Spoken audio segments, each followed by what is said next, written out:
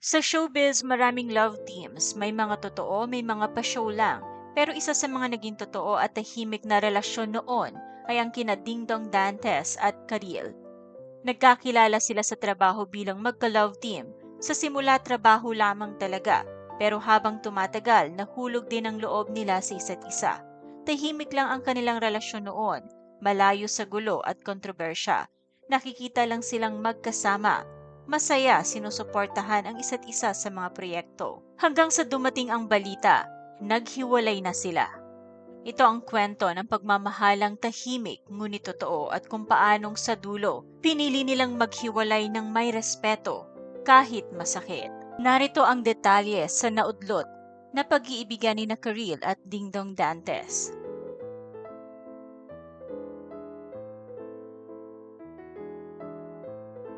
Nagkakilala sina Karil at Dingdong Dantes sa GMA7 noong 2005 habang gumaganap sila bilang mga bida sa pantaseryeng Encantadia. Sa likod ng kamera, unti-unting nabuo ang isang mas malalim na ugnayan. Nagsimula sa pagkakaibigan at naging pag-iibigan.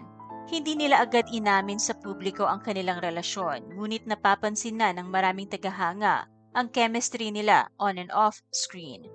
Umigting pa ito sa mga sumunod nilang proyekto tulad ng Moments of Love na ipinalabas noong 2006 na tumulong sa kanila para mas makilala at mas mapalapit sa isa't isa.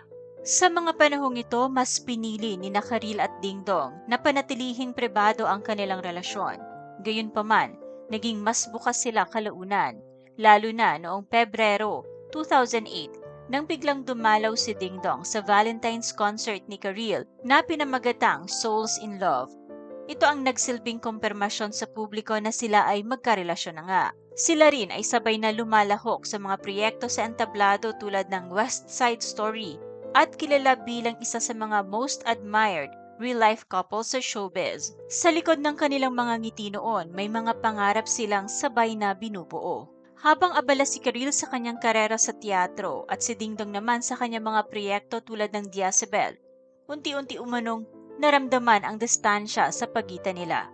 Sa mga panayam, inamin nilang naging mahirap pagsabayin ang kanilang trabaho at relasyon.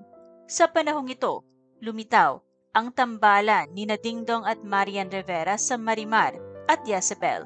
Dahil dito, nagsimulang umalingaw-ngaw ang mga chismis tungkol sa namamagitan kina Dingdong at Marian. Tinanong si Karil kung may kinalaman ba si Marian sa lumalabo nilang relasyon ni Dingdong. Ang sagot niya ay maiksi pero makahulugan.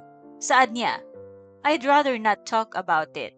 Noong September 2008, ayon sa ulat ng batikang showbiz columnist, journalist na si Ricky Lo, formal nang naghiwalay sina Dingdong at Karil, isang irrevocable split.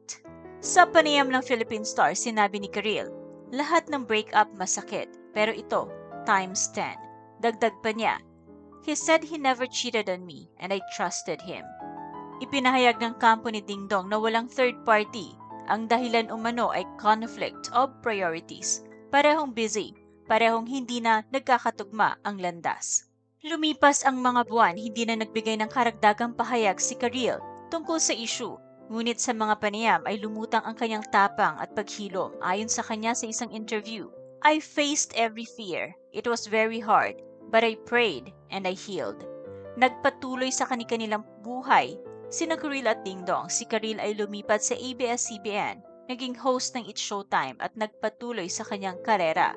Si Dingdong naman ay lalong naging mas malapit kay Marian. Noong December 30, 2014, ikinasal sina Dingdong at Marian sa Immaculate Conception Cathedral sa Cubao, Quezon City. Samantala, si Karil ay ikinasal naman kay Yael Yuzon, ang lead vocalist ng bandang Sponge Cola, noong March 21, 2014, sa isang intimate na seremonya sa San Antonio de Padua Church sa Silang, Cavite. Makalipas ang higit isang dekada, muling nagkasama sa entablado sina Karil at Dingdong sa isang special guesting sa It's Showtime.